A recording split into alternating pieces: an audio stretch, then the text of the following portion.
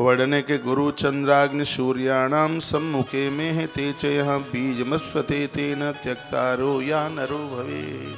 बहुत प्यारे श्लोक हैं जो गुरुदेव चंद्रमा, अग्नि और सूर्य की तरफ मुंह करके बाथरूम करते हैं।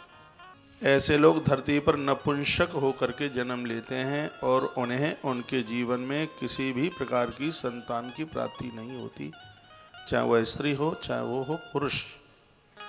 स्पष्ट लिखा है, ये बहुत समझने के लायक बात है। गुरु चंद्राग्नि सूर्याणाम सम्मुखे महते चयः बीजहं रसृज्यते तेन त्वक्तरेता नरो भवेत्।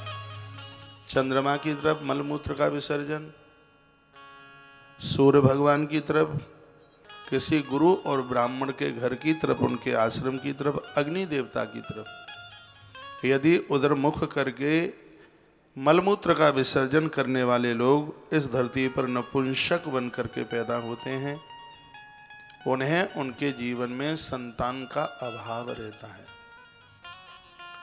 अब हमें ध्यान आ रहा है, बहुत छोटे छोटे हुआ करते थे, गांव के बुजुर्ग लोग कहते थे सूर्य भगवान की तरफ मुंह करके मूतना नहीं है, मूत्र नहीं विसर्जित करना है, नहीं तो बिच्छू काट लेगा।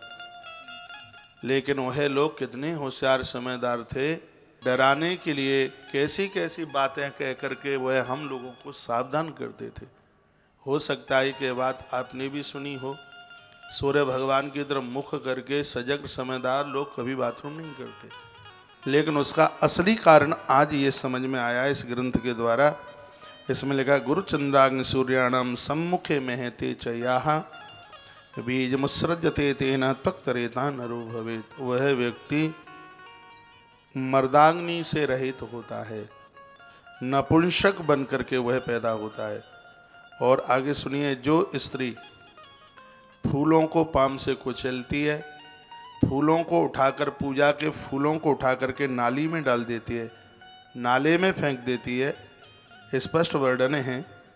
और यहाँ पर वर्णन किया गया, बुरा न लगे, इसमें लिखा है कि गर्भ में जो नारी बच्चों की हत्या करने वाली होती है, चाहे उसके पेट में बेटा हो चाहे बेटी हो, वर्णन किया गया जो नारी अपने पति को अपने सासू ससुर से अलग कर देती है, वैशंपायन कहते हैं, हे जन्मेजय, 100% इसमें कोई संशय वाली बात नहीं है, ऐसी नारी आने वाले समय में एक एक संतान के लिए बिलकती है। मैं ये नहीं कहूँगा कि जिनके पास आज संतान नहीं है उनके द्वारा ऐसा कुछ हुआ होगा, ये मैं ये बात नहीं कह रहा हूँ। मैं ये निवेदन करना चाहूँगा, बहनों को कोसा जाता है, कभी कभी पति के अपराध की वजह से भी संतान नहीं होती, कभी कभी पत्नी के अपराध की वजह से भी संतान नहीं होती। वर्णन है ना इस ग्रंथ में, तो आप ये ना सोचिएगा कि उसमें सब दोष नारी के। यहाँ सावधान, मेरी बात को विश्वास पूर्वक सुनना, व्यासपीठ से मुझसे बनावटी बातें नहीं आती हैं। स्पष्ट श्लोक में लिखा हुआ है, माता पितृ वियोगिनी, जो स्त्री अपने बूढ़े सास ससुर को उनके पुत्र यानी अपने पति से वियोग दिला देती है, उनसे अलग कर देती है, ऐसी नारी आने वाले जन्म में एक एक संतान के लिए भटक जाती है, उसे संतान की प्राप्ति नहीं होती। इसलिए बहुत सावधानी पूर्वक जीवन का निर्वहन करना।